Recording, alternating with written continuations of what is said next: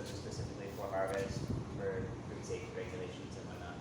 But then once that produce is washed, it goes straight to here, and we just weigh it, and we deliver it by the pound. And those are the same containers that they're using for any of the distributors that they're getting produce from. It's all going into the same type of container, and it's just a way of streamlining our operations with theirs. In this case, it's actually to our benefit as well. And we have these crazy fancy little salad spinners too. So instead of having to hand crank a giant meat.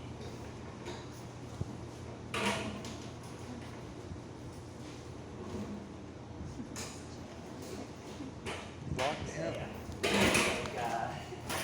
Like, have your, you can do like 20 pounds of greens at a time. Throw it in, it has its own little timer. Close the lid, you like walk away, you get to do something else. So, you know, this is a piece of equipment that's terribly expensive for a lot of farms. And so like the range is for a dishwasher or washing machine to be able to do something similar. Have y'all seen that? No. At some other farms? Oh, It's pretty cool. didn't mean to interrupt.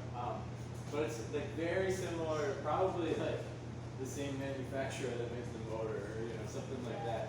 But basically, you can get a washing machine. That machine maybe costs. It's a little bit better, but that machine might cost like maybe $2,000 or something. So you can get a washing machine for about $500 or $600, and then you can modify it and disattach some of the wires. And similarly, you can hook it up to a sauna timer. You mount that up. We've done it a few times, and you just use the spin cycle for the exact same reason, and you can stick buckets in it. There's a person named Michael Kilpatrick who's a small farmer. He used to live in upstate New York. He used to, when I go up to Nova, I always look at his stand at Saratoga Farmers Market. But he moved, I think he lives in Ohio now, but he has this little kit that you can buy from him. It's like very inexpensive. It's maybe $40 or something like that. And he gives you all the instructions on how to do that. It's something that small farmers have been doing for a long time, but you kind of tie it together and made it available. Maybe the last thing to say is, yeah, so all of the food goes to Javitz, and then any food that they don't use within a 2-week window, we just automatically say, all right, we're doing donations. And so we partnered with Rethink Foods, and we're creating our bin system for them as well, so that we don't have to worry about non-reusable packaging. And so we've been able to consistently, on 2-week periods, deliver produce to them, so that nothing ever growing goes to waste. Great. We are, believe it or not, overwhelming the kitchen, even at this massive convention center. Yeah, I mean, if you look in there, you'll see there's some stuff that Take a peek. weren't able to take. Oh, yeah. Oh, wow. So they're a complicated kitchen, and That's a lot of produce. My goodness. Seriously? All these apples? That's a lot of apples. That's a lot of greens. Sweet.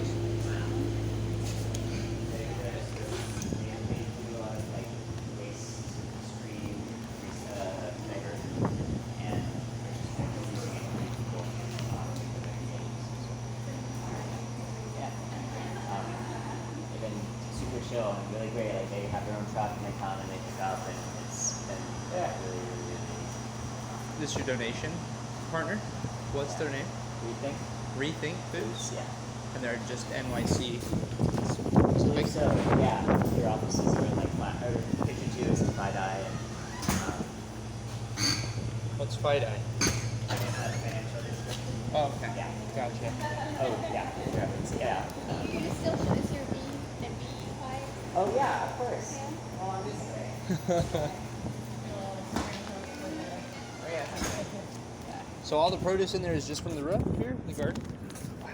Yeah, so all those apples, that was harvest 2 of what will probably be 5 harvests from all those trees, and it's 200 pounds in there already. But Beautiful. yeah. So let's walk around this way. We'll be able to see the bees that way. No, sounds great. Sorry, I got here late. I'm Jackson. When did you guys start this farm? We didn't really get access to the space until like the beginning of September last year. So we kind of had a full season, but this is our first full season. It's been just a year then. All right. Yeah, so it's all still very new and a lot of learning lessons. Well done. Thank you. And I'm sure you covered this, but what kind of like archetypes or methods are you using? Like, are you organic? We're not certified. I would say we use organic, if not beyond organic, techniques kind of thing.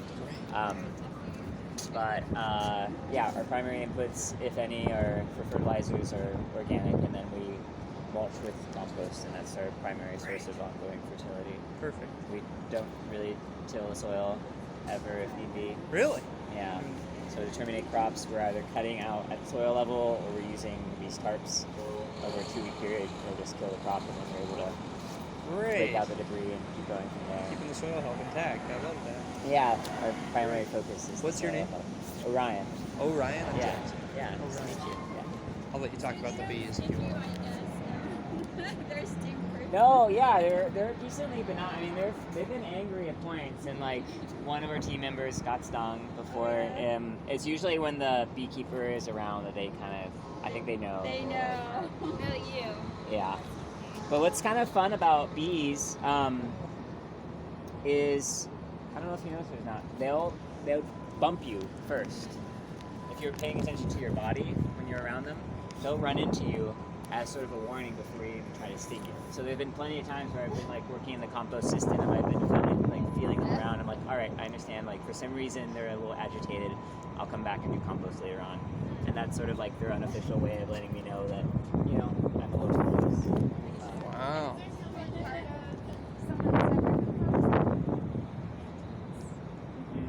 I don't remember the name of the apiary, but they're the same company that takes care of the hives that are on the green roof, where the majority of the honey comes from. All the honey has now comes from. Yeah. And he's around probably once every other week. We're hoping over time that he'll maybe train us in some small stuff so we can do the legwork for him, but also not. Wow. How long does it take to harvest the honey? I have no clue. I've never seen the process done myself. I imagine a full season. And I'm sure you have to be strategic on if you leave any for them. So Yeah. you know the winter fine. They'd be really mad if you don't leave any honey for them. Yeah, well, I think they probably die. Yeah. They die. So would they be like, you know, like we have all these different flavors of honey. Like, do you know what, like, do they kind of have the clover or do you Gosh, yeah, they have everything. I mean, this sweet alyssum is really big for the bees. You'll see them all the way out in the meadow in the food forest, so it's quite the hodgepodge of different. So you haven't planted anything specific for them, like to make a certain kind of honey? Yeah, exactly. Yeah, just see what it tastes like. Versus like clover honey or. It would be interesting if the honey here tasted like honey on the. Yeah, I mean, they that's probably very go true. all over, but No, it's a. maybe this is a little more farm honey. Yeah, that'd be a really that'd be a fun tasting. Yeah. Yeah. So Have there been any catastrophic issues with them so so far? far, no. I mean, they're still pretty new. These hives were installed, and these bees moved in maybe July this year. So Just a couple months. yeah. So they're still adjusting to this home, and we'll see if they overwinter successfully. Great. So they just moved in naturally? They just came and found the hives? No, They were brought in? yeah. Gotcha. I think they were actually being stored for a while at this church, because the apiary that works with Javitz also has some hives over at this church.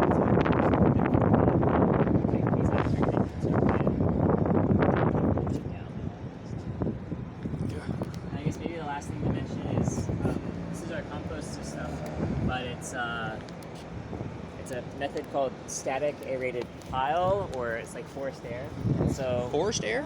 yeah, so what we'll do is we'll build up a pile, being very specific in putting a certain amount of green matter, which is field waste, Brown. a certain amount of brown matter, which is usually wood chips in our case, and then we have this aeration, this fan that's connected to these tubes that shoots air through the platform that this pile is from the bottom.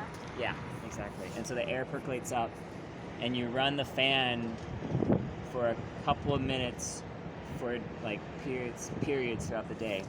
And what you're doing is you're creating an ongoing aerobic environment, which is the healthiest form of decomposition. So you don't have to steer these? And you don't usually, so we'll probably, what we end up doing is, or what we probably end up doing, and we're not quite there, is, so this is a pile 1, which we moved over there, just to cure, but, so pile 2 will probably get added to pile 3, and that'll allow us to kind of like turn it once, and then that sits for a while, and then it keeps going. It looks like you're going to have excess greens. Where do you get the wood chips? Yeah, so we kind of tried to, it took them a while to build this system, so we kind of have a compost backup or build up, and then those are all stocks that we're hoping to maybe rent a wood chipper and like just so they break down faster kind of thing. So you're just buying the wood chips you have then? So as of now, we're having to buy wood chips. Yeah. To offset the grain. Yeah, to offset the green. So and I don't quite know what could be another source of browns yet. They have in-house carpentry. That said, same thing. We don't know what kind of wood they're using. In-house carpentry? Yeah, so Javitz all has their own trades, in-house trades, and they're all union. And so if, for example, we wanted to build... I know, right? Disaster that you want to just live here. Yeah, you really They have everything. Good idea. Yeah, That's amazing. yeah. So you're thinking maybe like the scraps from their carpentry? Probably wouldn't want to use that. Well, If it's treated, then maybe That they're would be probably treated. Yeah, probably treated. Yeah, so... But wow. Central Park, they do a lot of chipping. I mean, I know they use their own, but, they have all those big compost piles. So where did yeah, that's true. Just figuring out a way of like transporting it and all that. Where so did- it's like a trading thing, like a program where you trade different things, like a boxer system, or what? Oh, trade like. Oh, No, I was thinking like because it's such a circular system. Yes. Like, so yeah. No, sorry. Trade is in like the trades. Like they have electrical and Plumbers. carpentry and plumbing. Okay, Those right. sorts of That's trades. right. Yeah, okay, yeah. that's what I'm saying. And in this case, because they own the farm and they own everything we're building, their people do the work for us in some ways, which in some ways can be annoying and unfortunate. In some ways, is huge because they are so much better at it than we are. But so lost learning opportunities, but also maybe more long-term quality product. Yeah, where did you guys source the compost from for all the crops that have already been, fertilized? We used compost from a place in Rhode Island called Earth Care Farm. Earth Care Farm. Yeah, and they will take agricultural waste, food waste, and also waste from the fishing industry. Oh, great. So you'll Great. notice a lot of like shells and whatnot. Feel that's from. So in-house, is Javitz not producing enough compost from like the food from these events? You guys As of looked into now, that? all their waste their like food waste diversion, I think, is third party sort of thing. So this right now is just our own field waste that we're composting, and then I was telling someone in the greenhouse at one point, we pitched the idea of like doing a continuous flow vermicompost system downstairs in our storage, Yeah. and diverting a portion of their food waste from their end into fertility for the farm. For sure. But over winter we'll see if we can do that, if it makes sense. Right. What will you grow through the winter? Like last year we were able to harvest all the way up until the first week of January. And then we harvested again Wow. in March. So there's ways in which Wow. we planted out the farm so that some things will for winter. Not a guarantee. We'll see how bad of a winter it is. So as the field dies down, the hydroponic system will kind of ramp up a little bit, and we'll probably just focus on 2 crops at most that we can consistently give to the kitchens. Not really to offset the quantities that they would need, but more as to continue the relationship so that when we start back up again, there isn't this like 2 or 3 month gap in which it's like, well, where have you been? I get you. You said Cool. I heard that the birds were starting to nest here